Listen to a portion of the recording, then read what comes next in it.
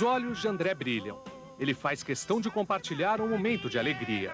Só a música que vem da internet pode levar André numa viagem de volta para casa. Sozinho num país estranho, André tenta recomeçar. Ele é o retrato de uma realidade que ainda é desconhecida para a maioria dos brasileiros. Hoje existem 23 milhões de refugiados em todo o mundo. Gente que foge do país onde nasceu porque, além da miséria, é vítima da intolerância, da perseguição política, da guerra. São sobreviventes desterrados que vagam pelo mundo em busca de um porto seguro. André deixou a mulher e os filhos. É professor de inglês. Vivia no Congo, na África, país que desde 94 está mergulhado numa sangrenta guerra civil. Os alunos de André eram recrutados à força para entrar no exército e lutar na guerra. André conta que fez inimigos porque sabia que os jovens combatentes seriam colocados na linha de frente e seriam também os primeiros a morrer. André dizia para os alunos que eles deveriam lutar, sim, mas para não ir para a guerra.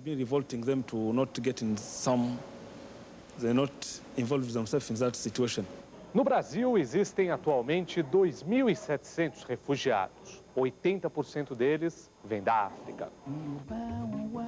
Rico em petróleo e diamantes, a África é atualmente o continente com o maior número de conflitos em todo o mundo.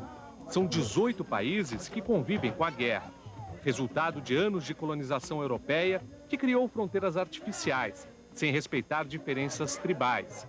A guerra enriquece dirigentes, gera corrupção e espalha a pobreza. A tragédia africana expulsa seu povo. Mesmo longe de casa, eles continuam assustados.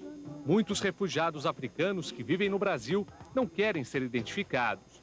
É o caso deste jornalista, há 5 meses em São Paulo. When I close my eyes every time I see wars in Sierra Leone, I imagine people killing themselves for nothing. Ele viveu a experiência de tentar sobreviver em meio ao fogo cruzado de grupos militares rivais que lutam pelo poder em Serra Leoa. Faz um relato assustador. Conta que quando alguém é visto conversando com o combatente, imediatamente integrantes do exército rival fazem ameaças. Um dos castigos mais cruéis é cortar o braço daquele que é considerado traidor. Eu gostava desses filmes. O jornalista procura retomar a vida no Brasil. Tem aulas de português toda semana, mas como a maioria dos refugiados, está desempregado. O refugiado ainda é visto com desconfiança e preconceito pelos empregadores brasileiros, principalmente se for negro e africano. Nem todos entendem o que é o refugiado, né? Que é vítima das guerras, de perseguições, de violências generalizadas que existem nos países de origem. Muitos acham que eles são guerrilheiros, que são subversivos, ou que são hoje terroristas, né? Muitos refugiados têm curso universitário, mas os diplomas não são reconhecidos no Brasil. A congolesa Baboko era aeromoça. Aqui vende roupas típicas africanas que ela mesma costura. Tua casa é tua casa própria, porque quando saí de que lá, essa aqui não é minha casa, não é meu país. Meu país é meu país. Mas pelo enquanto, bom, não posso fazer nada, né? Estou um pouquinho sossegada aqui em relação à situação que passei lá no meu país. Tandu é artista plástico. Veio de Angola, um país em guerra civil há mais de 20 anos, e onde o conflito já matou 1 milhão de pessoas. Nos quadros, Tandu revela o lado mais bonito da África. Meus quadros representam a cultura africana. As mulheres africanas, na maneira que vivem, na maneira que faz a cultura africana. A vida de Tandu está melhorando no Brasil. Ele já participou de exposições, tem quadros em galerias e vende na rua. Dia após dia, ocupa espaço na nova sociedade que escolheu para viver. Eu estou aqui no Brasil. Minha vida, tudo é legalizado aqui no Brasil. André ainda está no grupo de desempregados. Não esconde que sonha com o dia em que a guerra vai acabar e o professor vai poder voltar para casa e rever seus alunos. I think I'll need to go back home and fight for this, yeah.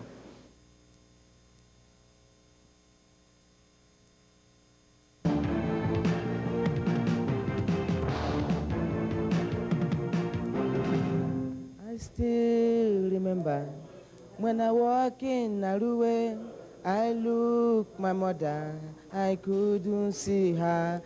Cantar é a única coisa que Eric aprendeu a fazer.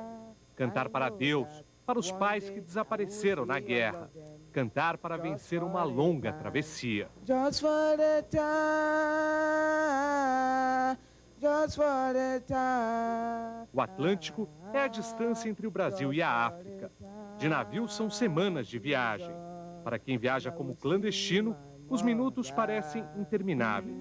Fugir no primeiro barco, sem destino certo, sem passagem de ida nem de volta.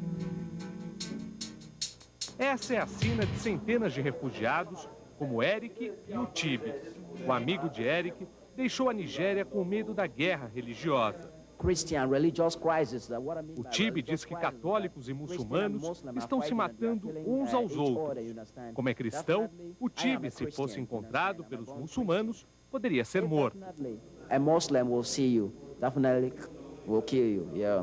Tinha que escapar. Não sabia para onde ia. Estava a caminho apenas de sobreviver. No navio, muitos são os perigos. Os refugiados contam que existem comandantes que atiram os clandestinos ao mar. Petar deu sorte. Descoberto nos primeiros dias de viagem, foi bem tratado pelo comandante, que lhe deu água e comida. A rota de fuga começou em Serra Leoa, país que tem 400 mil refugiados por causa da violência da guerra civil, que nem as tropas da ONU conseguem acabar. Petar era agricultor. Conta que fugiu quando a casa foi bombardeada. Pulou pela janela e correu. Olhou para trás e viu a casa pegando fogo. Foi para a selva. Ficou alguns dias escondido. Conseguiu sair de Serra Leoa rumo à Libéria, país vizinho. Lá pegou o primeiro navio que o levasse para longe da África.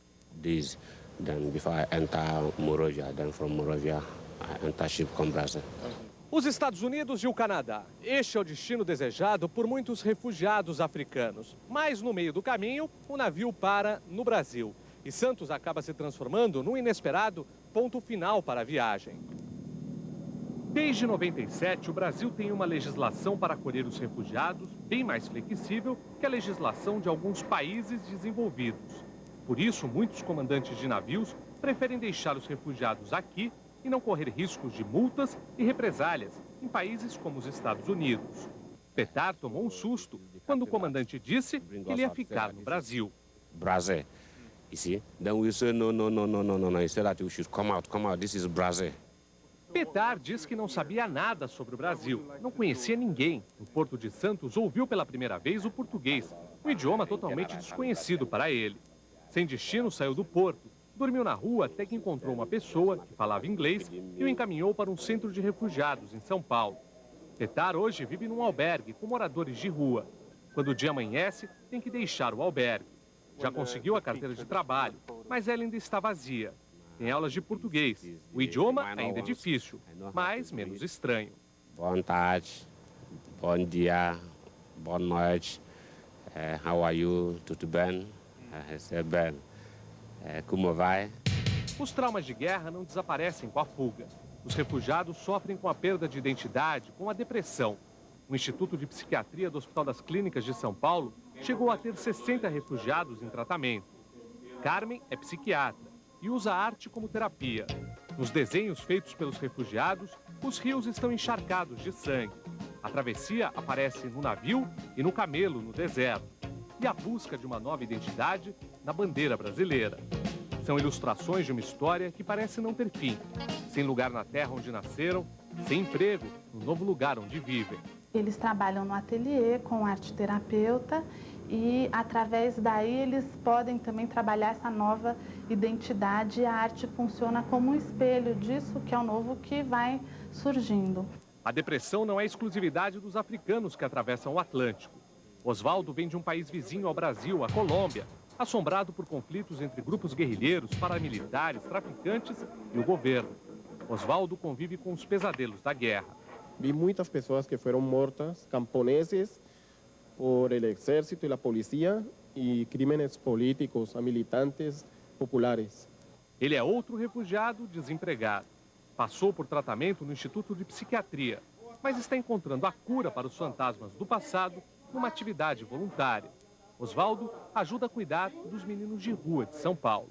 Muy feliz estoy ahí, porque eles son como minha família aqui em Brasil. São os meninos da rua, que eu adoro muito por ser pessoas excluídas da sociedade.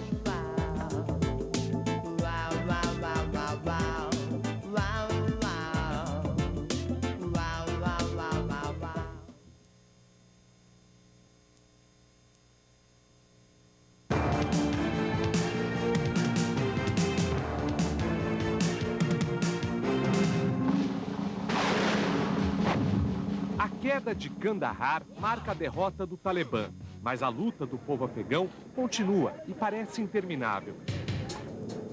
22 anos consecutivos de guerra transformaram o Afeganistão no país que mais produz refugiados em todo o mundo. São 7 milhões de pessoas que deixaram o Afeganistão, um país destruído pela seca, pelo fundamentalismo religioso e, mais recentemente, pelos bombardeios americanos. Milhares de afegãos continuam em campos de refugiados. Eles vivem em condições precárias à espera de um novo lar. O Brasil será um dos países que vai participar de um programa de reassentamento de refugiados afegãos. Mogi das Cruzes, no interior do estado de São Paulo, foi uma das cidades escolhidas para receber os refugiados. No início do próximo ano, 8 famílias de afegãos devem chegar à cidade. Uma associação ligada a esta igreja evangélica assumiu o compromisso de garantir a assistência aos afegãos. Procura casa, empregos e o mais difícil, alguém que fale o idioma dos afegãos para trabalhar como tradutor. O pastor garante que vai respeitar as tradições culturais e religiosas dos refugiados. A intenção é ajudar e até mostrar para eles que o cristão ajuda independente da religião. Mogi fica no chamado Cinturão Verde de São Paulo. É uma região de agricultores que cultivam verduras e hortaliças. Muitos são imigrantes que vieram do Japão. Mas a chegada de refugiados, vindos de um país tão diferente, é uma novidade que desperta polêmica. Se for para trabalhar, pode vir. Eles arrumam muita briga, eles não são gente normal que nem os outros. Eles gostam de morrer. Eu acho ótimo, porque pelo menos eles vão viver em paz, né? Toda cultura diferente traz algo a mais, acrescenta. O governo brasileiro não consegue suprir as necessidades básicas de nós, brasileiros. E vai ajudar outras pessoas. Padre Ubaldo, de uma instituição católica que trabalha há muitos anos com refugiados, está acostumado com este tipo de questionamento.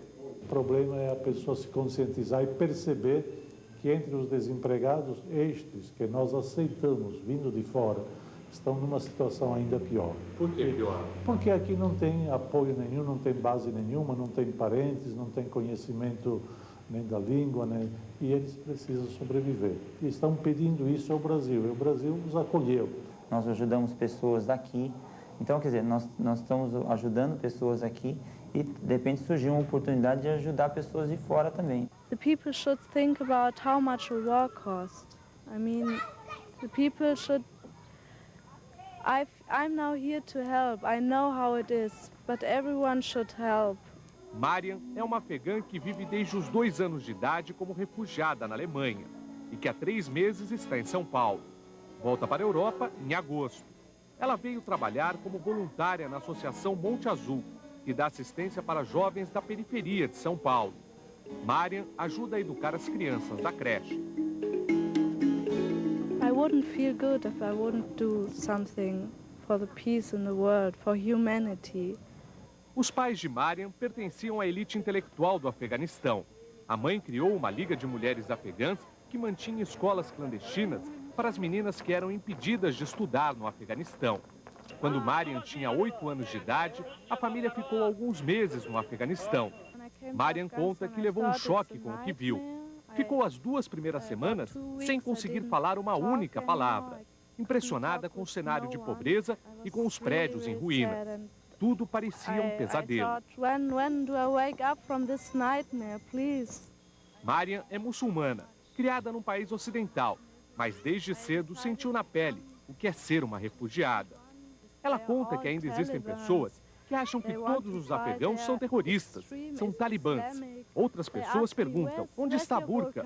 Marian responde que os afegãos são seres humanos, iguais a todas as outras pessoas. Mas faz questão de dizer que tem gente que fica feliz em saber que ela é afegã.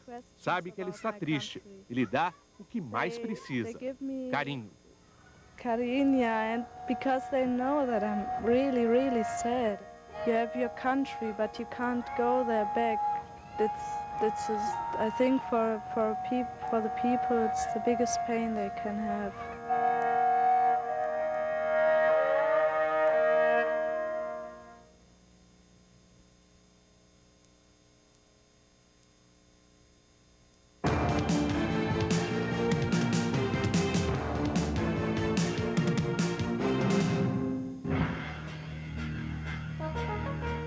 $55 milhões de pessoas morreram na Segunda Guerra Mundial.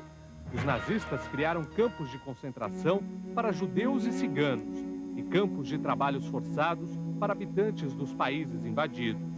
Milhões de pessoas foram deslocadas dos seus países. Quando a guerra acabou, 410 mil pessoas não tinham para onde ir.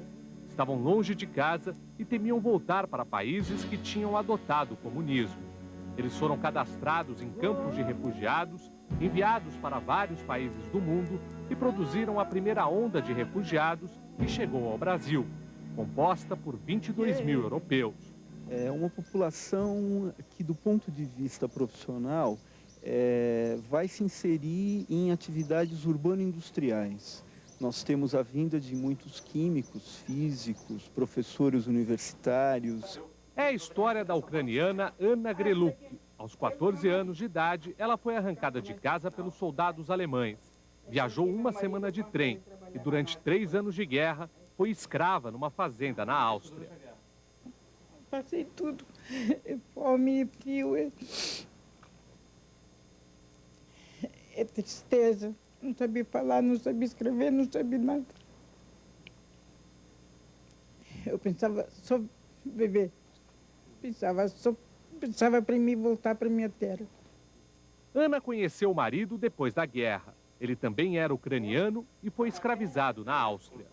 Com medo do avanço do comunismo, o casal decidiu buscar refúgio no Brasil.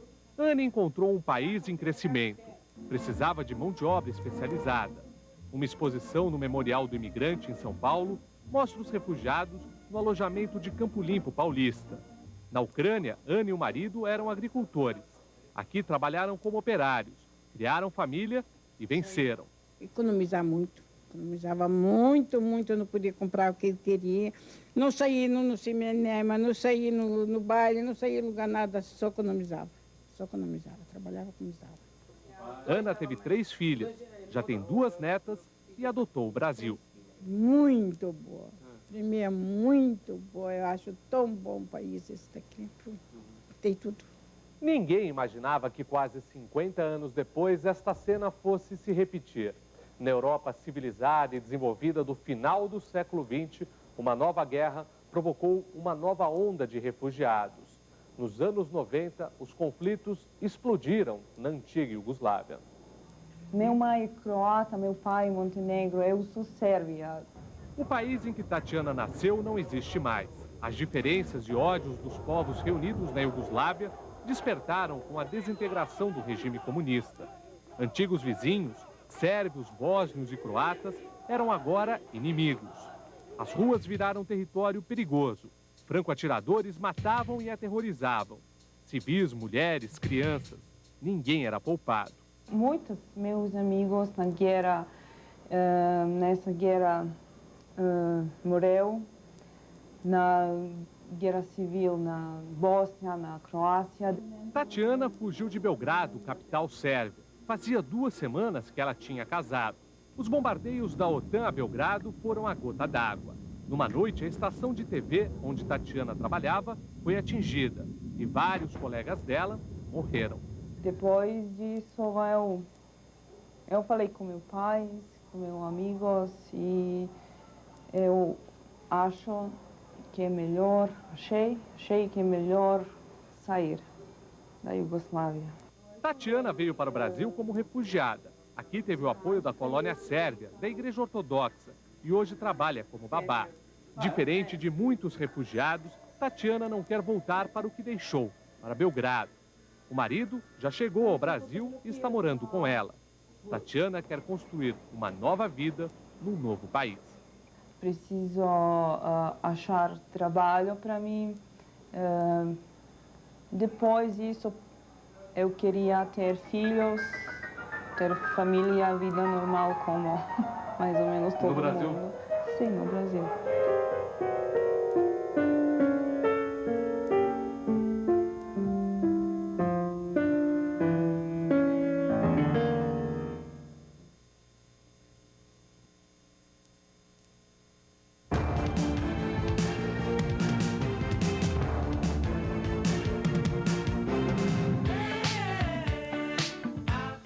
Um prédio antigo no centro de São Paulo é o ponto de encontro para pessoas que vêm de 52 países diferentes e têm problemas parecidos. Nós temos aqui uma série de pessoas que têm condições de trabalhar, mas que infelizmente não conseguiram trazer nenhum comprovante de trabalho. Então, mesmo de comprovante escolar. Então, eles têm que começar tudo de novo. Os refugiados que chegam ao Brasil são encaminhados para agências como o Centro de Acolhida da Caritas, ligado à Igreja Católica e que trabalha com o Alto Comissariado da ONU para Refugiados. Foi o caminho de Margarida, angolana há 2 anos no Brasil. Ela saiu da África com 4 crianças. Na Caritas, encontrou abrigo e auxílio jurídico para ser reconhecida como refugiada. Em termos de paz, né? Estou mais feliz aqui. Desde 97, a legislação brasileira é uma das mais avançadas do mundo para receber refugiados. De cada 3 estrangeiros que entram como clandestinos e pedem o reconhecimento como refugiados, 2 têm o pedido aceito. Os recursos da Caritas vêm da ONU. Um albergue dá abrigo para os refugiados. Nos primeiros meses, eles recebem a ajuda financeira de um salário mínimo. Através de convênios com entidades como o SESC, os refugiados têm cursos de informática. Página 83. Fundamental também é o trabalho de voluntários, como a professora Márcia, que uma vez por semana ensina português para uma classe com alunos de Serra Leoa, da Nigéria e do Iraque. Eles têm toda essa dificuldade que a gente tem também para emprego e tudo isso, e estão felizes só porque aqui é um lugar que não tem guerra. E a gente nem pensa nisso, né? Abrir uma porta na complicada transição de uma sociedade para outra. Acolher quem chega em busca de uma nova oportunidade. Dar visibilidade para quem se acostumou a buscar o anonimato para sobreviver. Estes são objetivos de um espaço cultural, onde os professores e os artistas são os refugiados.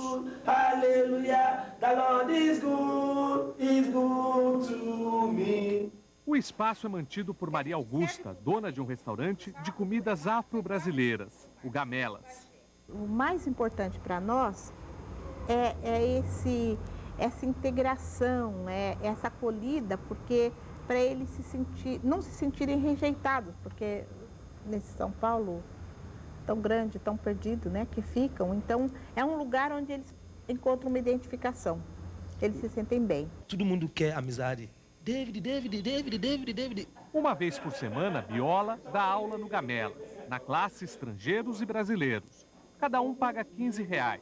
Viola fica com 10. Além disso, ele já tem alunos particulares e hoje sobrevive por conta própria. Não gosta de falar do passado na África. Prefere comemorar a conquista da independência pessoal. Hoje, graças a Deus, eu ganho pouco dinheiro para aqui, para lá, para resolver meu problema. Por exemplo, pagar meu aluguel, comer bem, colocar bem roupa.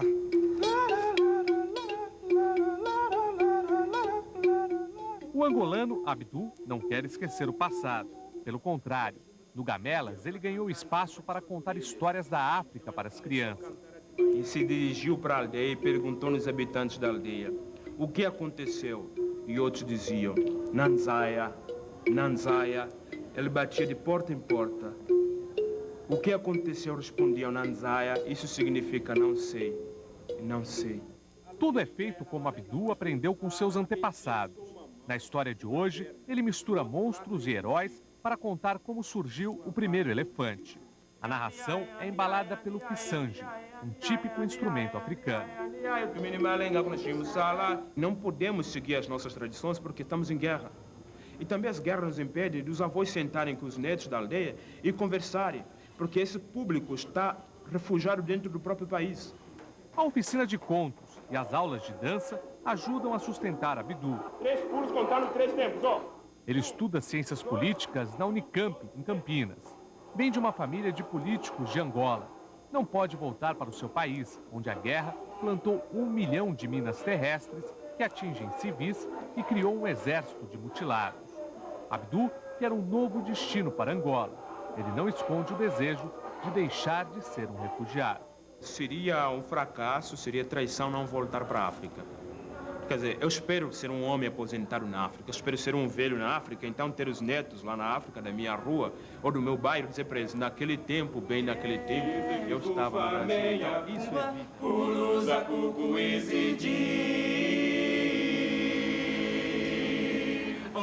Zambe fuma moyo, zambe fuma moyo, zambe moyo, aquela anzola levou, zambe fuma moyo, que se que fufa menha.